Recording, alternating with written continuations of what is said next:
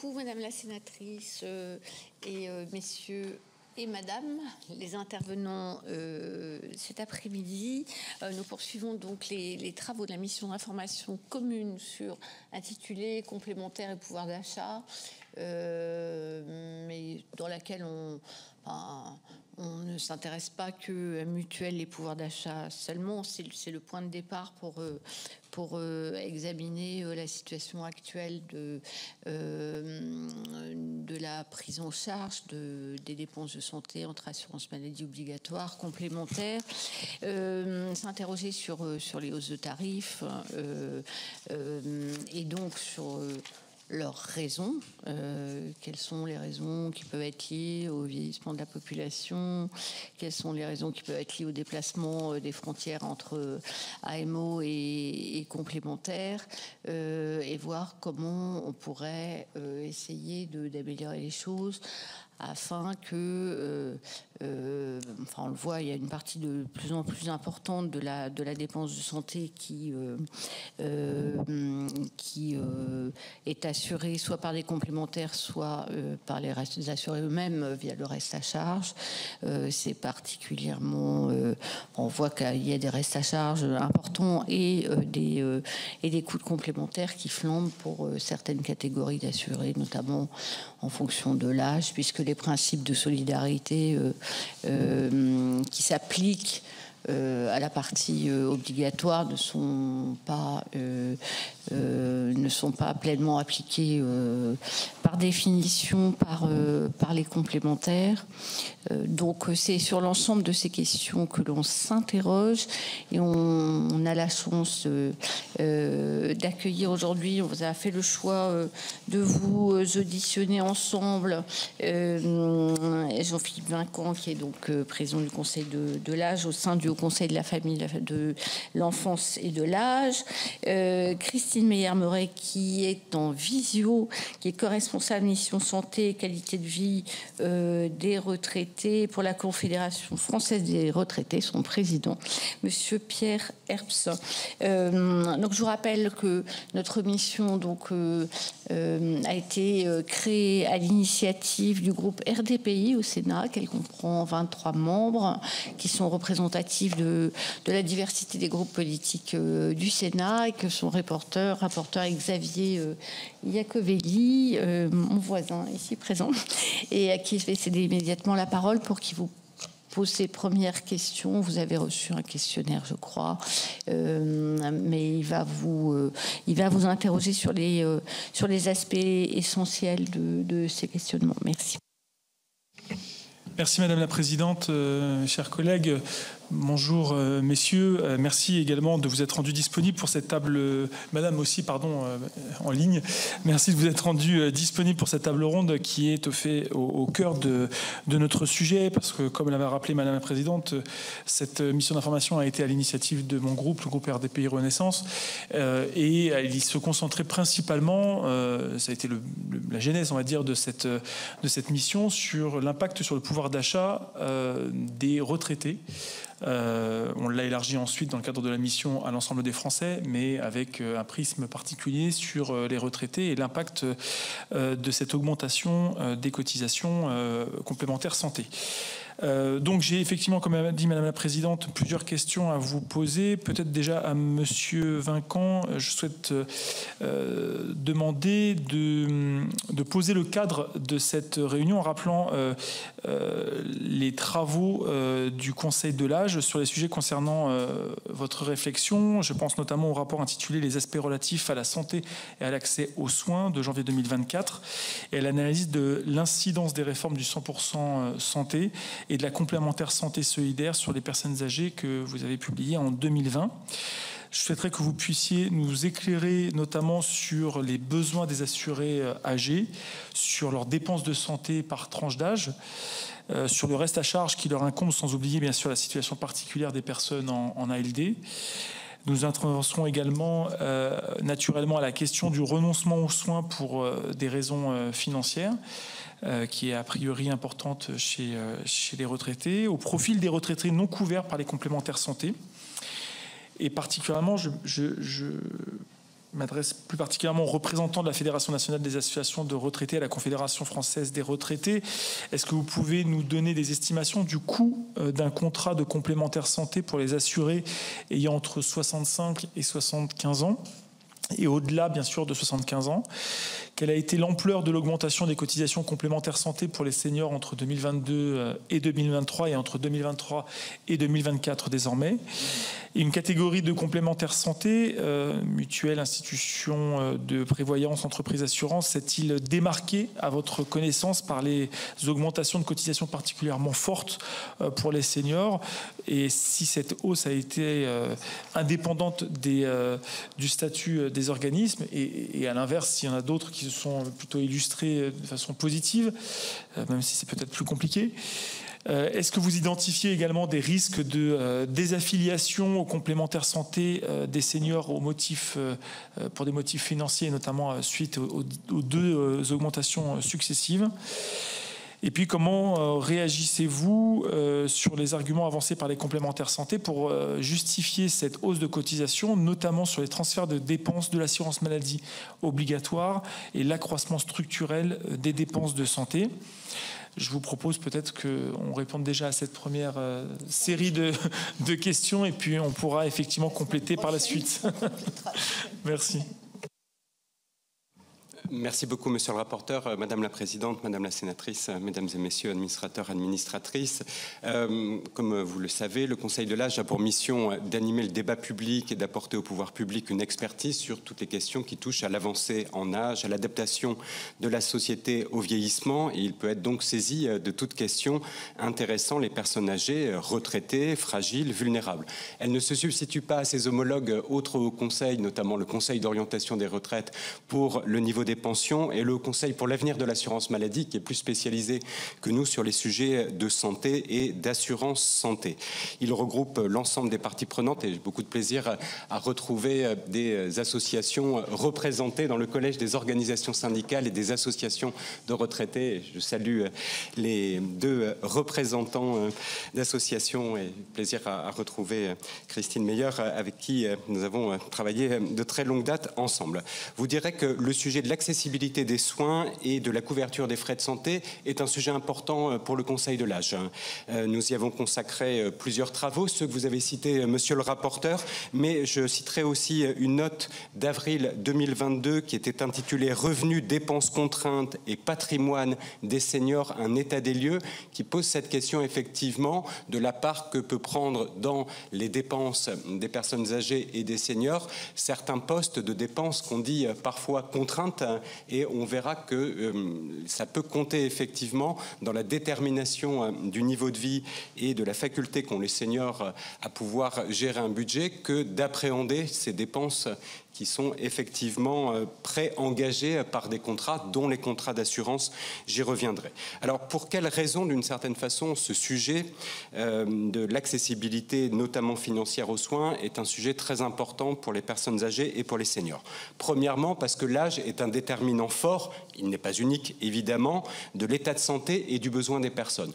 On sait qu'à mesure de l'avancée en âge, le nombre de pathologies qui sont déclarées par les personnes augmente. On a en moyenne pour les personnes de plus de 75 ans 3 pathologies qui les concernent contre seulement effectivement 8% des personnes entre 65 et 75 ans qui ont au moins 3 pathologies. Et vous évoquiez tout à l'heure le dispositif des affections de longue durée, c'est un bon marqueur de ces maladies que l'on nomme longues et coûteuses en droit de la sécurité sociale. Et il est clair que sur les 12 millions d'assurés du régime général qui sont actuellement dans ce dispositif de couverture à 100% des frais de santé liés à une pathologie figurant sur cette fameuse liste, on a effectivement 7,8 millions sur les 12 millions qui avaient 60 ans et plus. Et si je prends les plus de 75 ans, j'ai 3,6 millions d'assurés qui sont en affection de longue durée. Donc Donc 30% des assurés en ALD ont plus de 75 ans. Et l'âge est aussi un facteur déterminant de l'état de santé ressenti par les personnes et de l'importance qu'ils accorderont à avoir une bonne couverture de leurs frais de santé. Nous n'avons plus que 53% des personnes de 65 ans et plus qui se qualifient en très bonne ou bonne santé, contre 92% des 18-24 ans par exemple. Donc un gradient, une importance de la santé qui augmente avec l'âge, et donc de façon mécanique, nous avons une augmentation de la consommation de soins avec l'âge et une augmentation donc plus que proportionnelle avec l'âge de la dépense moyenne auquel les personnes sont exposées. Nous avons donc une dépense qui est autour de 4 000 € par an pour les 17-59 ans, qui passe à 6 000 € par an pour les 75-84 ans et qui s'établit à plus de 8 000 € pour les 85 ans et plus. Et évidemment, dans un système d'assurance sociale et pas de système national de santé, nous avons un risque d'être exposé à des restes à charge qui est croissant avec le montant des dépenses par le système notamment des tickets modérateurs, des participations forfaitaires. Et donc ça pose évidemment la question du remboursement des frais de santé exposés à la fois par l'assurance maladie obligatoire et les assurances complémentaires santé. Je rajouterai un point qui est important sur la satisfaction des besoins de santé des personnes âgées, c'est qu'il y a une forme d'intrication que les travaux du Conseil de l'âge, du Haut Conseil pour l'avenir de l'assurance maladie ont bien montré, entre le besoin de santé lié à la pathologie et l'état d'autonomie de la personne.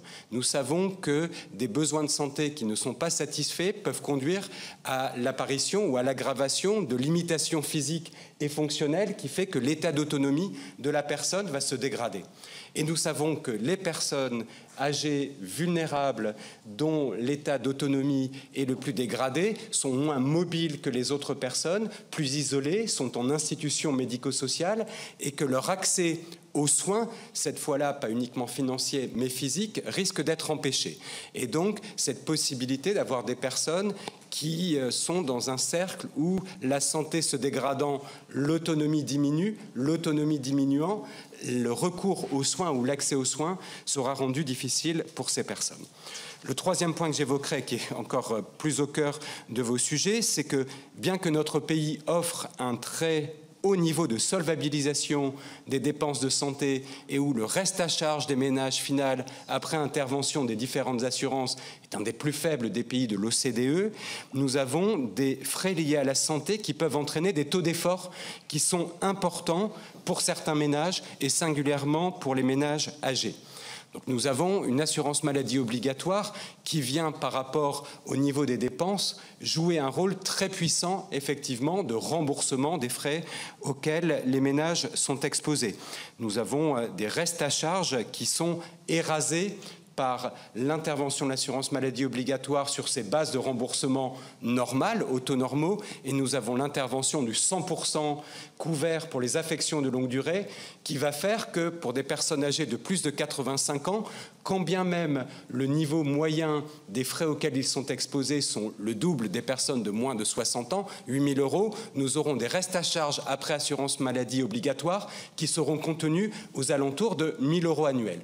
Donc une intervention très forte, redistributrice de l'assurance maladie obligatoire, qui fait qu'elle vient plus éraser le reste à charge proportionnellement sur ces personnes âgées qui s'exposent à des frais de santé très élevés. Donc le système assurantiel solidaire de l'assurance maladie obligatoire fonctionne correctement. Néanmoins, il laisse effectivement substituer des restes à charge qui fait que le recours à une assurance complémentaire santé est indispensable pour venir diminuer le reste à payer final des ménages. Et c'est là qu'on doit bien voir quels sont ces dispositifs qui permettent d'accéder à une couverture complémentaire santé. Ces dispositifs, ils sont de deux natures. Il y a d'abord un dispositif public qui fait que par cette complémentaire santé solidaire, la C2S, on va fournir une assurance complémentaire obligatoire sur un panier de soins défini à des personnes qui sont en dessous d'un certain seuil de revenus.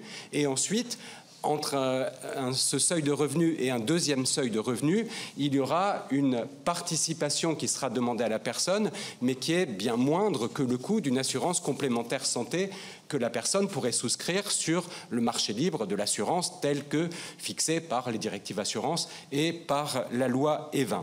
Et donc, on a effectivement ce dispositif pour lequel le Conseil de l'âge a considéré qu'il représentait un progrès par rapport aux deux dispositifs qui préexistaient, la couverture maladie universelle complémentaire et l'aide à la souscription d'une assurance complémentaire santé.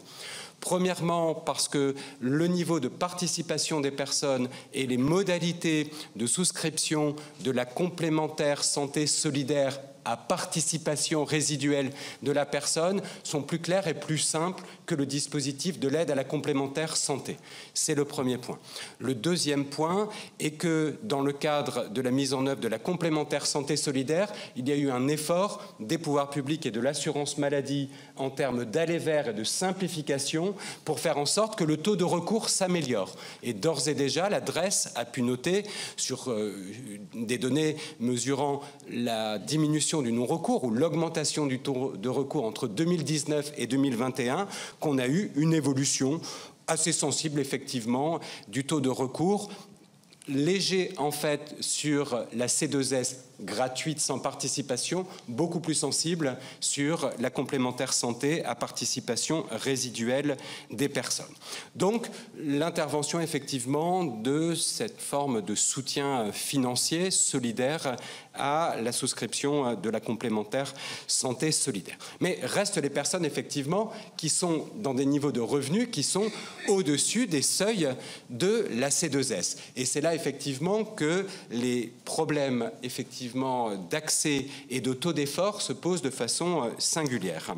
D'autant que, fort heureusement, le niveau de vie des retraités s'est fortement amélioré dans notre pays depuis 40 ans. Et le niveau moyen des pensions les situe au-delà, effectivement, souvent, de ces seuils d'éligibilité à la C2S. Et là, sur la base d'études qui ont été menées par la DREES, nous avions estimé que le coût moyen d'un contrat individuel pour une personne senior était autour de 115 € par mois, à comparer avec une pension moyenne de droit direct, base plus complémentaire, aux alentours de 1 500 € brut mensuels. Et donc là, on voit déjà se dessiner un taux d'effort qui est supérieur à 5% du revenu disponible de la personne retraitée.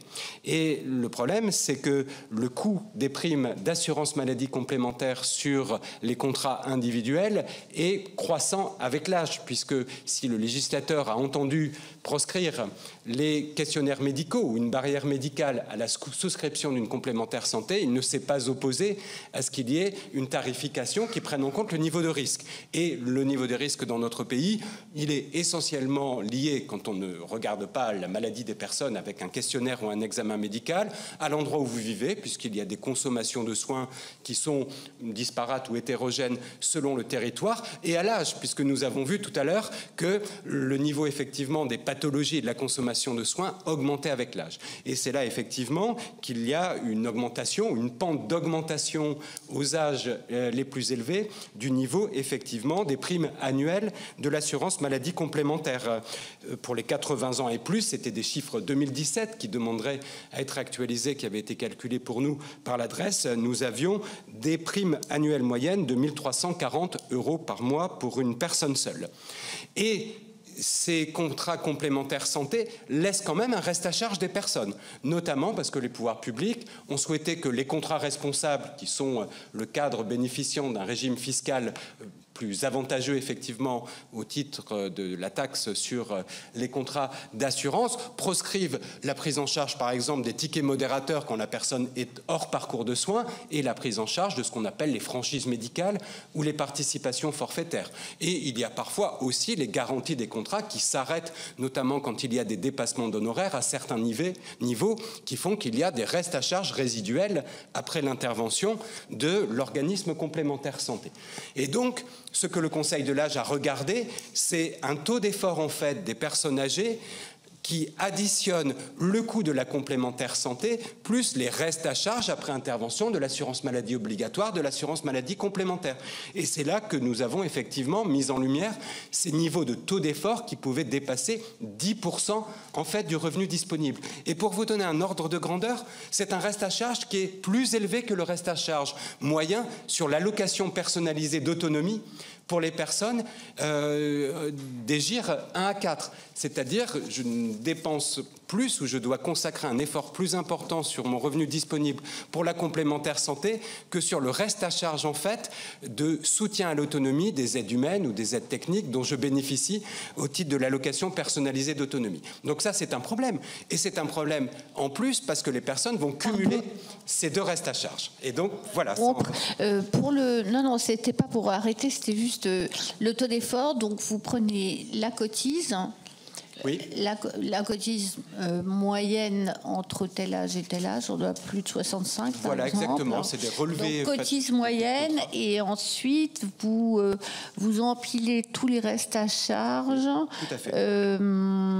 Vous tenez compte de la C2S et vous tenez compte aussi des ALD, de tout. Vous mettez tout dans une même marmite. Alors, les ALD interviennent puisqu'ils majorent effectivement le remboursement de l'AMO. Là, ces coûts sont hors public bénéficiant de la C2S. Alors à l'époque, c'était hors C2S, la CMUC. Mais pas hors ALD. L'intervention de l'ALD est prise en compte au niveau de l'AMO, effectivement, et ensuite on a ce reste à charge après assurance maladie obligatoire. D'accord, donc oui, c'est après AMO, donc après ALD, voilà, y compris ALD. Okay, voilà, parfait. Exactement. Mais hors C2S. Voilà, c'est exactement cela. Et donc, évidemment, ces taux d'effort qui sont très importants peuvent engendrer des renoncements à souscrire une assurance santé complémentaire, qui peuvent expliquer ces 3 à 4% de personnes de plus de 60 ans qui ne bénéficient pas effectivement d'un contrat complémentaire, qu'il soit public, la C2S, ou qu'il soit d'ordre collectif ou d'ordre individuel. Donc ça, évidemment, on a le risque d'avoir un renoncement à la couverture complémentaire qui peut conduire ensuite à un renoncement aux soins pour des raisons financières. Les chiffres qui sont mesurés maintenant par l'adresse et l'INSEE de renoncement aux soins pour des raisons financières, dans le cadre maintenant d'un règlement européen, puisque Eurostat suit ça de façon harmonisée, nous montre que la France est dans une situation dans la moyenne haute, effectivement, des pays pour le taux de renoncement aux soins. Mais néanmoins, il y a effectivement une proportion de personnes qui renoncent aux soins pour des raisons financières. Et ensuite, par rapport à votre préoccupation pouvoir d'achat, il y a un risque d'éviction, en fait, que représentent les coûts de souscription de la complémentaire santé et le reste à charge par rapport à d'autres dépenses que les personnes pourraient souhaiter avoir. Et là, nous avons une remarquable étude de France Stratégie de 2021 qui montre qu'au cours des années 2000, on a eu un net décrochage entre le pouvoir d'achat mesuré des personnes et le pouvoir d'achat perçu des personnes. Perçu par les personnes, ressenti. Et donc, tout ça est mesuré en fait par les enquêtes budget des ménages, budget des familles qui sont conduites par l'INSEE. Et ça nous montre en fait que le poids de ces dépenses qu'on dit contraintes ou préengagées a fortement augmenté dans le budget de l'ensemble des ménages de notre pays et il conduit en fait à une forme de restriction ou de privation sur d'autres dépenses autres que ces dépenses précontraintes. Or, l'INSEE classe les dépenses d'assurance et d'assurance santé parmi ces dépenses effectivement préengagées ou dépenses contraintes, puisque quand on souscrit un contrat, on doit assurer effectivement les paiements, souvent par prélèvement de ces primes d'assurance. Et donc, je pense qu'au-delà même de l'effet monétaire qu'a pu représenter le coût de la complémentaire santé et des restes à charge santé pour les ménages âgés, il y a ce sentiment, ce ressenti très fort que les marges sur leur budget se restreignent du fait du poids de ces dépenses précontraintes. Alors, partant de ces constats, qu'a proposé ou qu'a estimé le Conseil de l'âge ? Premièrement, qu'il fallait faire en sorte que l'accompagnement des ménages les plus fragiles parmi les seniors soit plus fort. Et nous avons pu nous satisfaire effectivement des évolutions de la complémentaire santé solidaire, de ces efforts aussi pour simplifier la demande de la C2S dans le cadre de ce plan de simplification qui fait que les ménages les plus modestes sont maintenant facilités dans leur accès à la complémentaire santé solidaire. Quand on connaît les ressources des personnes, parce qu'on leur verse une prestation, ça n'est pas la peine de leur redemander de renseigner leurs ressources pour demander la complémentaire santé solidaire. Donc tout ce qu'on appelle les droits connexes et les droits connexes, en faciliter l'ouverture, est une très bonne chose. Deuxièmement, nous nous sommes évidemment satisfaits de la réforme du 100% santé, puisque nous savons qu'à mesure aussi que les personnes avancent en âge, leur besoin d'appareillage, notamment optique ou auditif, va croissant. Or, pour des personnes âgées ou très âgées, être bien appareillé en termes optiques, en termes auditifs, c'est un facteur de prévention de la perte d'autonomie. C'est un facteur de lutte contre l'isolement social qui est lié effectivement du déficit sensoriel. Je dirais, pour les appareillages dentaires, c'est tout aussi important pour l'alimentation et la nutrition d'être bien appareillé. Donc cette réforme du 100% santé nous semble aller dans les bons sens. Elle semble connaître un succès assez important, notamment pour l'appareillage auditif, puisque dans la réponse écrite au questionnaire, vous indiquez que la CNAM estime qu'il y a eu un très fort démarrage effectivement de la mesure 100% santé filière auditive, à tel point qu'il y a même eu aussi quelques cas de fraude ou de prestataires indélicats qui attirent évidemment l'attention des pouvoirs publics et des plans de contrôle de la CNAM. Mais on ne va pas non plus d'une certaine façon déplorer le fait qu'on a eu une très forte augmentation du nombre de personnes appareillées, 773 000 si ma mémoire est bonne, en 2022, donc c'est un très bon chiffre. Alors maintenant, on pense qu'il y a sans doute des progrès encore à accomplir. Notamment, moi, je regarde quelles sont celles des dépenses de santé qui sont couvertes par les conférences des financeurs de la prévention de la perte d'autonomie, qui étaient plutôt positionnées pour une action proactive vis-à-vis des personnes âgées fragiles, pour éviter les chutes, faciliter leur maintien à domicile, les encourager à pratiquer une activité sportive adaptée, mettre en place un peu d'appareillage intelligent, téléalarme, télésurveillance au domicile. Et je m'aperçois, les bras m'en tombent, que 10% des dépenses, c'est pour venir cofinancer des produits qui sont remboursés par l'assurance maladie et inscrits à la liste des produits et des prestations remboursables. Ça montre qu'il y a encore peut-être des restes à charge invisibles sur certains dispositifs médicaux qui sont mal couverts par l'assurance maladie obligatoire. Alors nous avons entendu les annonces en conférence nationale du handicap pour que les fauteuils roulants soient pris en charge à 100% base plus complémentaire. La ministre chargée des personnes âgées, Fadila Khattabi, et des personnes handicapées a confirmé que le gouvernement mettrait en œuvre progressivement courant 2024 cette réforme concernant les fauteuils roulants, mais nous avons beaucoup de dispositifs médicaux qui sont mal remboursés à la LPPR ou pas remboursés du tout. Je prends les solutions palliatives absorbantes ou un certain nombre de dispositifs médicaux liés à l'hygiène, ils ne sont pas remboursés du tout. Alors ils peuvent être pris en charge par l'allocation personnalisée d'autonomie, mais il y a peut-être une zone d'ombre ou un angle mort entre l'intervention de l'assurance maladie, des complémentaires santé et l'intervention de l'allocation personnalisée d'autonomie. Donc sur ces sujets, je pense qu'il y a encore quelqu'un qui a fait un travail là-dessus sur les dispositifs médicaux, parce que c'est super, dans ces zones d'âge-là, c'est super important. Il y avait eu des travaux de la Caisse nationale de solidarité pour l'autonomie, mais qui étaient plutôt sur le champ des handicaps, avec le suivi de l'intervention effectivement des fonds de compensation départementaux pour prendre en compte effectivement ces dépenses qui ne rentrent ni dans le champ de la maladie, ni de la prestation compensatrice du handicap. Mais ils sont assez anciens et je ne pense pas qu'ils aient été renouvelés.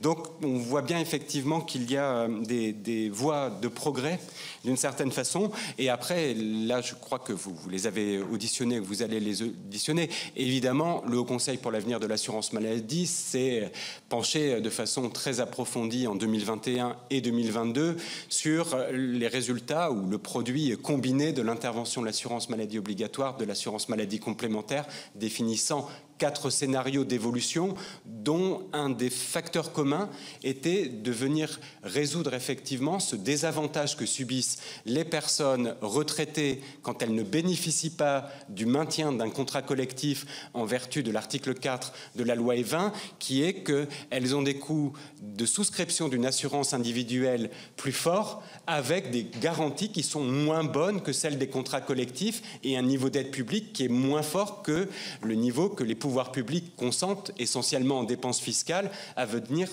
soutenir effectivement la souscription d'un contrat complémentaire santé quand il est dans le cadre collectif de l'ANI de 2013 et de la loi Sapin de la même année. Et donc le HCAM a mis sur la table des pistes que le Conseil de l'âge n'a pas débattu. Ne redondons pas avec effectivement la collégialité que représente le Haut Conseil pour l'avenir de l'assurance maladie. Donc nous serons très attentifs à toute évolution sur ce champ. Voilà, je vous remercie de votre attention. Merci beaucoup pour cette présentation non redondante avec quoi que ce soit, mais très très précise et très très détaillée et très structurée. Merci beaucoup. Je vais peut-être vous passer la parole, madame, puisqu'elle est en visio. Et allez-y.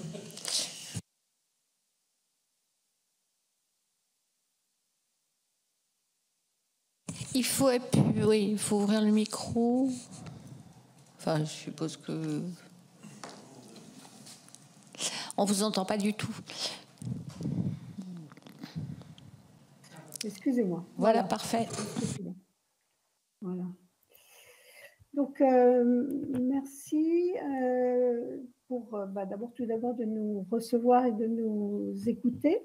Je vais juste préciser, donc je suis effectivement, je représente ici la Fédération nationale des associations de retraités. Je suis au bureau de la fédération et je suis également, comme Jean-Philippe Vincan l'a précisé, membre du Haut Conseil de l'âge. Je suis également vice-présidente représentant les personnes âgées à la CNSA. Donc voilà, et je connais un peu le sujet de la complémentaire santé parce que j'ai passé les 15 dernières années de ma vie professionnelle à la Mutualité française, donc sur ce sujet de la complémentaire santé. Je voulais peut-être dire que, peut-être en amont, rebondir sur les derniers propos de Jean-Philippe Vincan,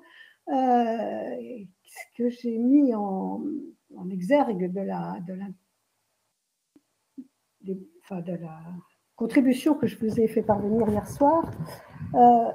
Il y a quand même une origine aux difficultés que l'on connaît aujourd'hui, que Jean-Philippe Vincan a parfaitement exposé, et les difficultés que connaissent les retraités, notamment les difficultés de mutualisation. Si on a de tels problèmes de coûts et d'accès à la complémentaire santé, c'est parce qu'effectivement, aujourd'hui, le risque complémentaire pour les retraités, il est mutualisé entre les seuls retraités. Et ceci s'ancre dans l'accord national interprofessionnel de 2013 et le fait que la promesse qui avait été faite, alors entre autres, il y a différents sujets liés à cette ANI, mais entre autres, la promesse qui avait été faite par le président de la République de l'époque, qui présentait au Congrès de la Mutualité la généralisation de la complémentaire santé comme un grand progrès social de notre pays, avait évoqué le fait qu'il puisse y avoir une re-répartition des aides fiscales, non pas une augmentation des aides fiscales, mais une re-répartition des aides fiscales entre les actifs bénéficiaires de ces contrats collectifs obligatoires et les non-bénéficiaires de ces contrats collectifs, soit les jeunes, les étudiants, des personnes qui sont hors de l'emploi pour des raisons de santé et évidemment tous les retraités. À l'époque, on évaluait à 3 millions le nombre de personnes hors de l'ANI. Aujourd'hui, on est évidemment à un chiffre beaucoup plus important. Et ce qui est quand même tout à fait difficile dans la situation dont on parle aujourd'hui, c'est que nous n'avons aucune visibilité sur la réalité de l'application des conditions de l'article 4 de la loi E20, Ce que je pense, et je vous ai mis d'ailleurs des témoignages précis dans la contribution que je vous ai fait parvenir, des témoignages de présidents d'associations, où effectivement, on a desserré pour l'assureur la contrainte du plus 50% en sortie d'activité. On l'a desserré parce qu'on l'a étalé sur 3 ans. Mais alors que le plus 50% était censé s'appliquer sur la durée du contrat pour le retraité, c'est-à-dire s'il restait lié d'une façon ou d'une autre, et ça c'est encore un problème, au contrat des actifs, alors sa cotisation ne devait pas être de plus de 50% supérieure sur la durée du contrat. Son contrat étant un contrat individuel dissocié du contrat collectif. Or, ce qui s'est passé depuis 2013, c'est qu'en fait, plus 50% s'applique en 3 ans, mais après, l'assureur se sent libre.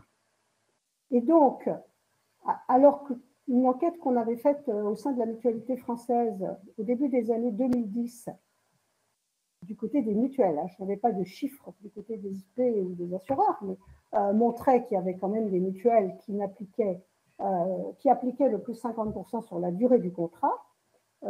Aujourd'hui, il est clair que ce plus 50% ne s'applique que pour les 3 premières années, même en étant appliqué progressivement, et on dissocie ensuite complètement le contrat des actifs et le contrat des retraités. Donc, on n'a pas une vision claire de cette question, mais je pense que c'est quand même un point important pour comprendre l'augmentation des cotisations des contrats complémentaires pour les retraités et les personnes âgées. Alors, il y a bien évidemment beaucoup d'autres facteurs qui font que l'article 4 de la loi E20 n'a plus, je dirais, grande signification. C'est qu'effectivement, on peut, si l'employeur change d'assureur, eh bien, le nouvel assureur n'est absolument pas lié par l'ancien contrat, et donc les retraités se retrouvent sans référence à la population des actifs, ou bien parfois l'employeur va ou l'assureur va désigner un assureur porteur du contrat des retraités. Ça se fait beaucoup dans les IP, où il y a des institutions de prévoyance qui sont effectivement spécialisées dans un contrat retraité, où là, les augmentations sont totalement libres et dépendent de l'âge et non pas de la référence au contrat des actifs. Donc, je pense que cette question des conséquences de l'accord national interprofessionnel pour les personnes âgées et retraitées n'a pas été étudiée. On n'a pas de visibilité aujourd'hui sur la façon dont l'article 4, dont les personnes bénéficient ou ne bénéficient pas de cet article 4 de la loi E20 qui existe toujours, il a juste été un peu modulé dans le temps. Et ceci, je pense, est avec de très lourdes conséquences sur la question des prix et des difficultés que rencontrent les retraités et les personnes âgées pour souscrire des contrats d'assurance complémentaire santé. Voilà, donc ça c'était peut-être un point que je voulais souligner en exergue de ce que je pourrais dire. Je vous ai envoyé un certain nombre d'informations concernant les prix des contrats. Alors, effectivement, vous nous demandiez si l'on avait des chiffres. Alors, je suis tout à fait dans le même niveau de, comment dire, même niveau de connaissance que ce que rapportait Jean-Philippe Vincan. Effectivement, il y a 5-6 ans, on était sur, puisque je crois que les chiffres cités par Jean-Philippe étaient de 115 ou 120 euros en moyenne mensuelle pour une personne. C'est effectivement à peu près les chiffres que nous avons en tête. Ceci dit, on est rarement à ces chiffres-là. Aujourd'hui, si on est comme ça sur une opinion ou une connaissance du marché, on est plutôt passé à 130 ou 150 euros mensuels par personne. Alors, dans les chiffres que je vous ai donnés, que je vais retrouver ici.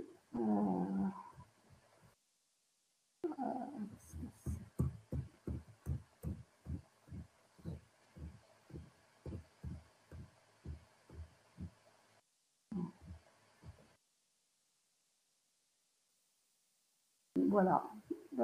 Les variations entre 2022 et 2023. Donc, à la FNAR, nous avons un contrat de partenariat avec une mutuelle et ce contrat de partenariat pour les adhérents des associations de la FNAR prévoit 3 niveaux.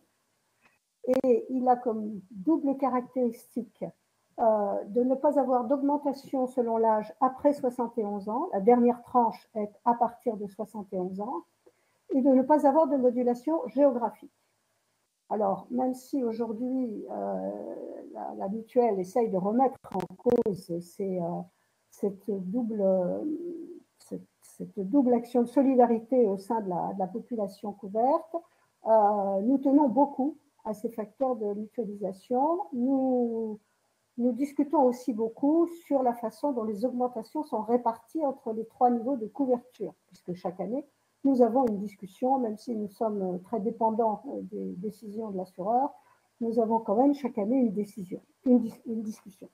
Et donc, dans les augmentations récentes, si vous voulez, entre 2023 et 2024, qui ont été pour nous des années d'augmentation très défavorable aux bénéficiaires, pour les 66-70 ans, pour le niveau 1, c'était plus 9%, pour le niveau 2, c'était plus 10%, et pour le niveau 3, c'était plus 9%.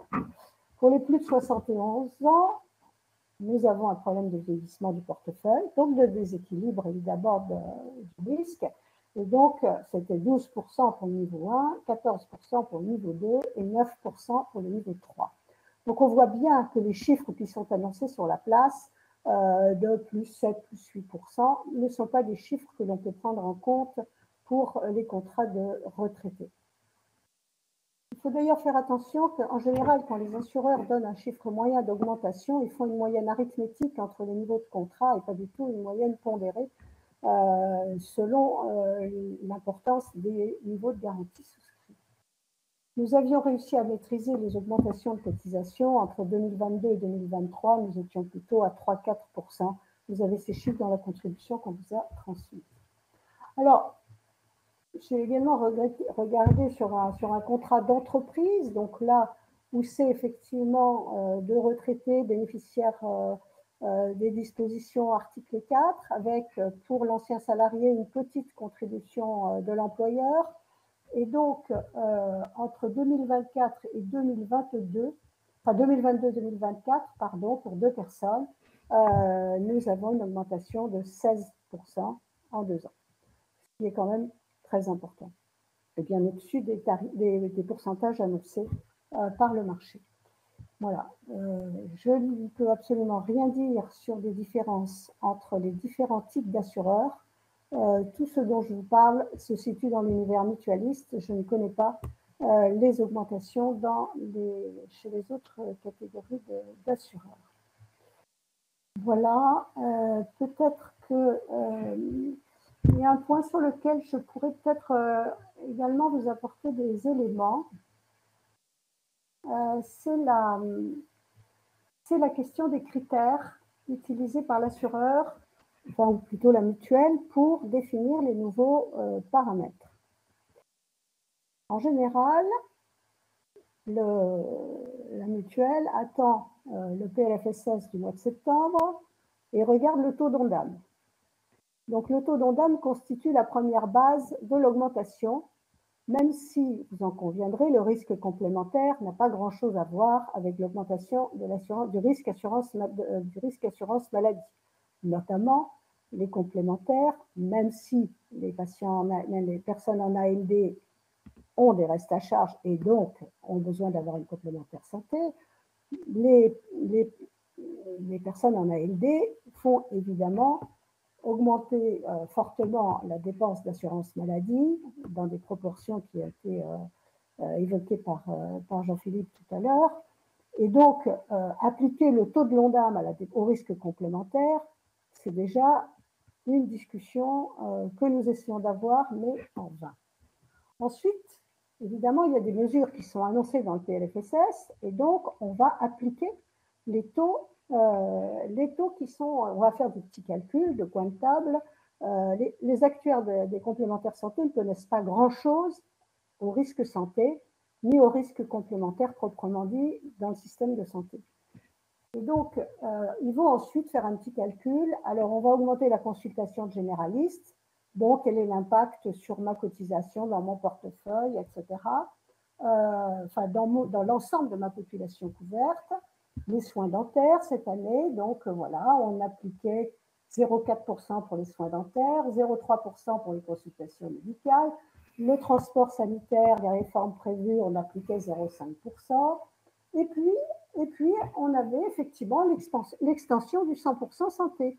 Des annonces avaient été faites et donc immédiatement, les actuaires ont calculé l'impact de cette extension, même si, argument à l'appui, puisque je suis à la CNSA et je savais effectivement qu'il n'y avait aucune réforme qui allait se mettre en place concernant les dispositifs médicaux au 1er janvier 2024, on nous a appliqué à 0,7% pour l'extension du 100% santé. Donc, on voit bien que tous les critères, ensuite, je continue, les hausses des prix des médicaments, indépendamment Pardon, madame, excusez-moi. Quand vous dites on nous a appliqué 0,5 pour le 100% santé, c'est qui le on et le nous? Et pourquoi 0,5? Non, c'est moi qui n'ai pas compris, désolée. Non, je suis en train... J'ai compris que les assureurs, avec leurs actuaires, essaient de chiffrer sur la base de l'ONDAM qui augmente, des mesures, des hausses conventionnelles, etc. Et là, 100% santé, mais je n'ai pas compris le 0,5. Ouais. Est-ce que c'est possible que je partage l'écran ou pas? Je ne sais pas si dans la formule... si vous y arrivez... Vous avez le tableau, les chiffres que je vous donne. Ah oui, là, pardon, on n'a pas la main à cause de la captation vidéo, me dit-on. D'accord. Donc, c'est pas grave. Mais je vous les ai envoyés ces chiffres. D'accord. Les chiffres que je vous donne, c'est le tableau, si vous voulez, qui nous a été donné par l'assureur, la mutuelle, qui nous a été donné par la mutuelle, pour nous dire, voilà les critères. Mais nous, c'est qui? C'est à la fédération? C'est comment? C'est dans le cadre du contrat de partenariat de la FNAR avec les mutuelles. Ah, ok. Pardon. D'accord. C'est le contrat de partenariat que vous avez, la FNAR, voilà. Pour vos adhérents? Vous avez un contrat avec une mutuelle pour les adhérents de la FNAR? Oui. Ok, ça s'éclaircit. Excusez-moi, je pensais l'avoir dit. Et donc, si vous voulez, on nous présente toute une série de paramètres qui sont les paramètres d'augmentation de la cotisation. Donc, ce que j'essaie de dire, c'est que ce sont des paramètres sur lesquels on devrait pouvoir discuter, mais ce sont les paramètres généraux de la mutuelle. Et donc, calculés par les actuaires. Donc, ils avaient entendu qu'il y aurait peut-être une augmentation du 100% santé. Donc, ils appliquaient 0,7% d'augmentation de cotisation pour une augmentation supposée du 100% santé. Ensuite, il y avait une hausse des prix des médicaments. Et puis, c'est-à-dire qu'avant même de commencer à discuter, les actuaires de la mutuelle, enfin la mutuelle, décidaient qu'il y avait plus 7%, l'ONDAM, la consultation médicale, les frais dentaires, enfin le ticket modérateur dentaire, le 100% santé, les médicaments, c'était plus 7%. Ils appliquent là-dessus un facteur âge de 2%, et donc, pour eux, l'augmentation minimale de la cotisation était de 9%. Et donc, ce que je veux dire, c'est que ceci n'est pas lié à la réalité du portefeuille. Ceci est l'analyse générale de la mutuelle, et que donc, la façon dont les assureurs décident de l'augmentation de la cotisation se fait indépendamment, si vous voulez, de la réalité de la population concernée. Voilà, donc vous nous demandiez quels étaient les facteurs d'augmentation de la cotisation. C'était la réponse que je pouvais vous faire. Voilà. Est-ce qu'il y avait d'autres questions sur lesquelles je pourrais vous répondre tout de suite? Excusez-moi. On va Oui, peut-être... sur la question des restes à charge. Oui, brièvement, parce qu'on va donner la parole aussi à Pierre Herbst, comme c'est à 3 voix. Non, mais vous pouvez aller vite aussi. OK. Non, mais si vous avez un mot à dire sur les restes à charge, allez-y. Mais de façon ramassée. Si, allez-y. Mais pour pouvoir, allez-y brièvement pour pouvoir donner la parole à monsieur Herbst. Je voulais dire un mot sur les ALD, parce que il y a deux opinions fausses. La première, c'est que quand on est en ALD, on est couvert à 100% par la sécurité sociale. Donc, je suis étonnée, si vous voulez, alors que depuis 1980, on a déconnecté, en fait, la prise en charge à 100% du coût réel des soins. Hein. En 1980, avec le secteur 2 d'une part, et à partir de 83 avec les forfaits journaliers. Et puis ensuite, ça n'a pas arrêté, les prothèses dentaires, etc. Et donc, depuis 1980, le coût des soins n'est plus... Le coût des soins, il n'y a plus de réalité du tarif opposable. Donc, il y a nécessairement des restes à charge pour les personnes, même quand elles sont soi-disant couvertes à 100%. Ceci n'est pas vraiment connu. Mais je pense que l'autre point sur lequel il est important de s'arrêter quand on travaille sur ce dossier du risque complémentaire et des ALD, c'est que des personnes qui sont en ALD, comme l'a très bien expliqué tout à l'heure Jean-Philippe Vincan, sont des personnes qui sont beaucoup plus malades. Elles ne sont couvertes à 100% que pour la pathologie exonérante. Et donc, elles ont des dépenses qui peuvent être des dépenses très lourdes dans des domaines qui n'ont pas explicitement à voir avec la cause de l'exonération de ticket modérateur, mais qui vont pouvoir représenter des restes à charge très importants. Et donc, je pense que l'IRDES avait chiffré, enfin, c'est des facteurs très importants de surcoût pour les complémentaires entre une personne qui est en ALD et une personne qui n'est pas en ALD. Hein. Et donc, considérer que la personne en ALD est couverte à 100% par la sécurité sociale est une erreur. Considérer qu'elle n'a pas besoin de complémentaires est quand même aussi enfin, il faut aussi lever ce oui, c'est une question qu'on a déjà abordée parce qu'il y a une question d'information des personnes qui sont évidemment pas toutes au courant de ça. Donc c'est un point qu'on a abordé avec le rapporteur et les membres de la mission dans des réunions consacrées à la transparence des contrats, à l'information des assurés. Merci pour ce point. Et donc, Monsieur le Président, à vous.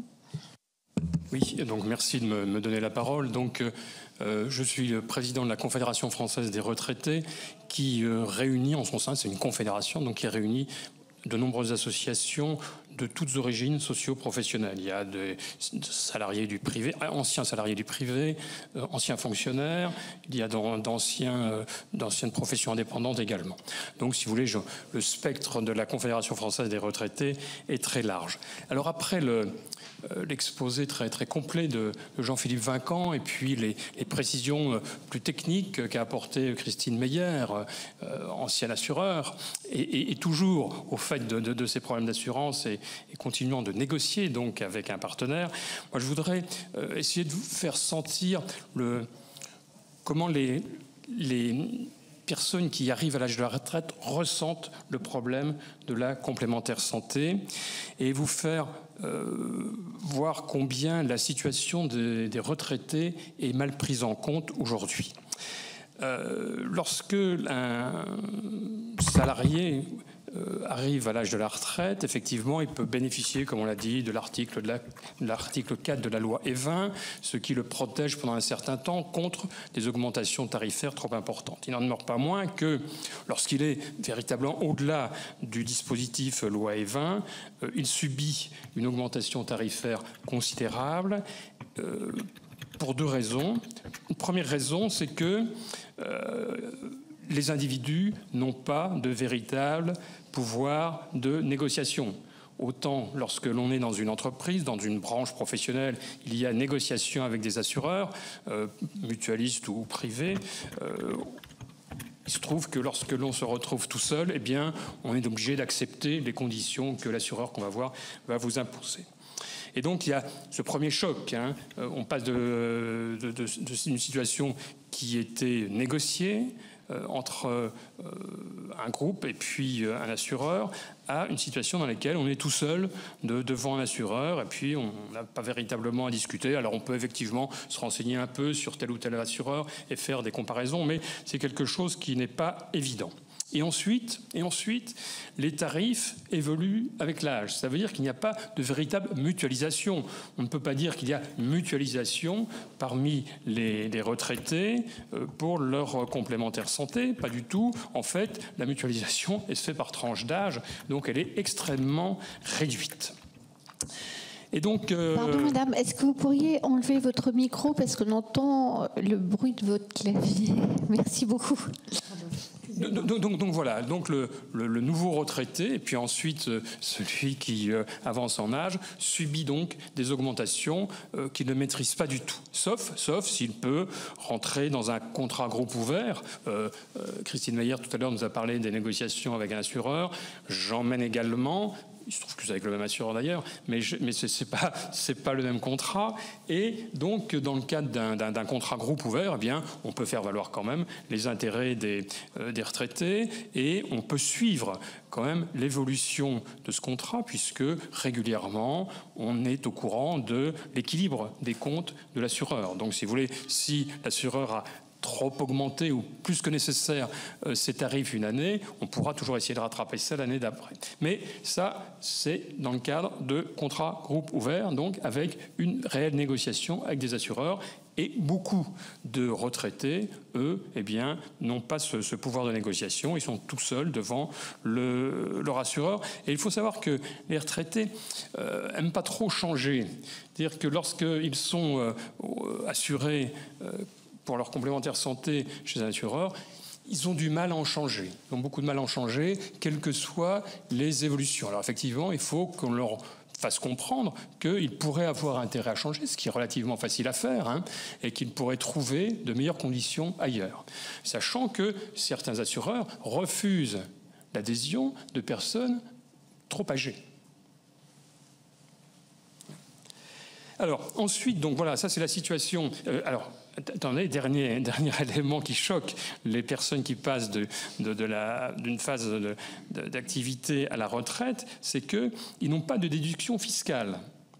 Lorsque vous êtes salarié, d'abord l'employeur prend la moitié de la cotisation à sa charge, c'est réintégré dans votre revenu, mais enfin il la prend à sa charge. Et ensuite vous, la moitié des cotisations que vous payez, vous pouvez la déduire de vos revenus, ce qui n'est pas le cas des retraités. Donc si vous voulez, c'est encore un mauvais traitement que l'on fait subir aux retraités, cette inégalité par rapport à une situation qu'ils ont connue auparavant, et donc ils ont du mal à comprendre.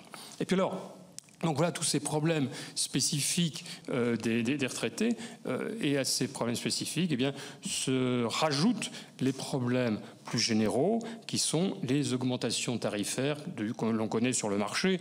On a dit qu'en 2023, le marché avait augmenté les complémentaires santé de 7,2%, je crois, ou 7,1%, et que pour 2024, l'évolution se situait au niveau de 10%.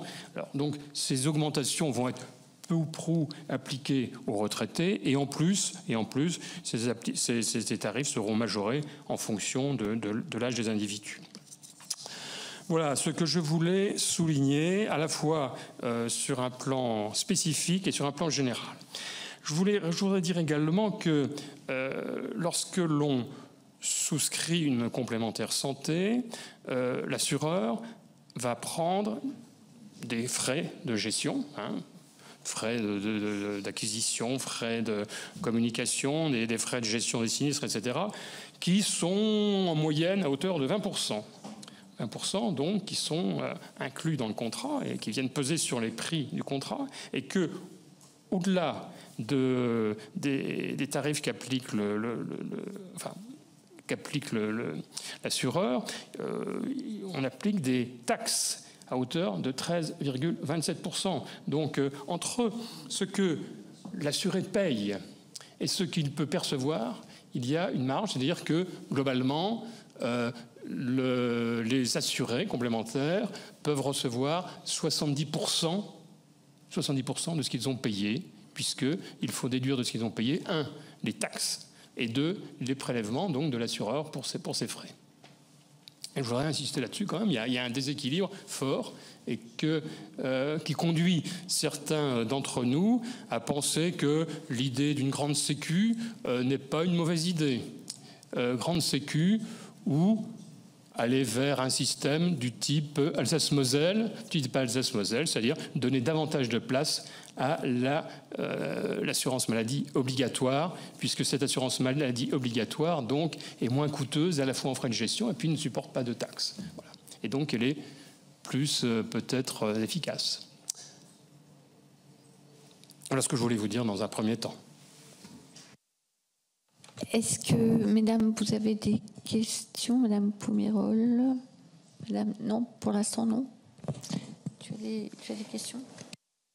Oui, juste, on parlait en aparté, mais c'est vrai que ce que vous dites est réel. C'est-à-dire qu'aujourd'hui, le montant de la cotisation versée ne couvre qu'à 70%, on va dire, à peu près. Sauf qu'on sait très bien que quand il y a un risque, quand il y a un accident, quand il y a une maladie, on couvre bien plus que ce qu'on a cotisé. Mais voilà, mais je comprends le principe. Et oui, moi je vous parle du marché en général. Non, mais je comprends bien. Je parle de l'individu. Et la question des frais de gestion pour les complémentaires santé, à hauteur de 20%, effectivement, est un vrai sujet sur lequel, à chaque audition, on a le questionnement, que ce soit sur les complémentaires santé, sur l'assurance maladie ou sur, effectivement, les représentants des usagers et des patients. Peut-être... Sur l'article 4, loi E20, sur son application effective. Oui, sur l'article 4, l'application effective de l'article 4 de la loi E20, qu'est-ce que vous en pensez sur son application effective ou pas? Alors je ne sais pas comment ça fonctionne réellement. Moi, je connais l'existence de la loi E20, je connais les principes, etc. Après, individuellement, je ne sais pas, je n'ai pas suivi ça particulièrement. Peut-être que Christine Mayer, notamment sur l'utilisation réelle ou pas, parce qu'effectivement, on passe d'un contrat souvent collectif à prise en charge à 50% à 100%, puisque on n'est plus pris en collectif, plus 25% la deuxième année et 50% en plus la deuxième année, donc 125, 150. Donc est-ce que, enfin d'après les informations que nous avons pu avoir, notamment précédemment dans d'autres auditions, on nous dit que très régulièrement, on renonce, y compris à la loi E20, qui paraît un peu plus chère, et on revient sur un contrat individuel, négocié, avec souvent des garanties moindres que ce que le contrat collectif nous proposait. Donc, est-ce que vous avez des éléments dessus? Madame, oui, elle nous en a donné. Voilà. Non, mais ça, on va investiguer plus à fond, hein, parce que c'est une question vraiment très importante. Oui, allez-y. Je voudrais rajouter quelque chose quand même, c'est le poids de la complémentaire santé sur les retraités. Ça a été évoqué effectivement, mais il faut savoir que si dans un couple, tous les mois, on doit payer 250 € pour la complémentaire santé, ça fait 3 000 € dans l'année, ça fait plus qu'un mois de pension. Donc c'est véritablement un poids très très très sensible pour les peut-être une question, et je pense que ça sera peut-être la dernière, Madame la Présidente, mais sur la question des comparateurs en ligne, comment vous jugez les comparateurs en ligne, et notamment plus globalement peut-être la lisibilité des contrats et la capacité des usagers et des patients à comparer en fait les contrats avec des garanties qui sont souvent un peu différentes et forcément des prix différents. Oui, je crois que c'est pour un individu, c'est très difficile de mesurer les les différences entre les différents contrats, puisque les références sont très différentes d'un contrat à l'autre. Je pense que les assureurs, d'ailleurs, ils trouvent leur intérêt à ce que toutes les propositions qui sont faites ne soient pas véritablement comparables. Donc, à chaque fois, on va dire il y a un petit plus ici, etc. Ce petit plus, éventuellement, n'est pas quelque chose qui devrait être déterminant. Après, les comparateurs, je ne sais pas véritablement comment ça fonctionne. Je ne sais pas si tous les assureurs qui sont sur le comparateur sont volontaires ou pas, si certains peuvent simplement refuser d'y être. Hein. Et donc je ne sais pas si les comparateurs fournissent véritablement un bon outil pour les individus pour se retrouver dans ce maquis quand même. Les comparateurs sont souvent financés par les assureurs eux-mêmes. Oui, donc ceux-là, ils ont un intérêt, ceux-là. Voilà, oui. Et donc c'est ça un petit peu la réserve que j'aimais, à savoir qui est sur le comparateur. Peut-être un mot de conclusion, Madame, et notamment peut-être des préconisations sur une meilleure couverture et un moindre coût pour les complémentaires santé pour les seniors. Est-ce que, voilà, en guise de conclusion peut-être? Moi, je voudrais juste ajouter un mot sur les comparateurs, parce qu'effectivement, ils sont payés par les assureurs qui veulent bien qu'on exerce la comparaison de leurs contrats. En général, ce sont plutôt des courtiers, d'ailleurs, qui les animent. Et donc, en plus, on est obligé, pour pouvoir bénéficier du service du comparateur, de fournir son nom, son adresse et ses besoins de santé. Et donc, vous savez que la base même de l'assurance en santé, c'est de se prémunir contre ce qu'on appelle l'antisélection. Et donc, en fait, on révèle son risque santé en exprimant ses besoins. Et donc, on est absolument à l'envers de la réglementation qui voudrait que, précisément, l'assureur n'ait pas la connaissance du risque santé pour faire son offre de couverture. Les comparateurs ne vous donnent jamais la palette des contrats qu'ils représentent et ne vous donnent pas la possibilité de choisir, ils vont vous donner une solution. Je ne sais pas si vous l'avez déjà, si vous avez déjà expérimenté un comparateur, mais ça n'est pas un comparateur comme la FNAC ou d'autres vous permettent de pouvoir comparer les prix des produits, les produits disponibles, etc. Ça n'a strictement rien à voir avec ça. C'est simplement, dites-nous de quoi vous avez besoin et on va nous voir qu'est-ce qu'on va pouvoir vous vendre. Voilà. Concernant les améliorations, puisque c'était votre dernière question, alors vous avez évoqué dans vos questions, vous évoquiez la question d'une surcotisation de solidarité des actifs pour les retraités.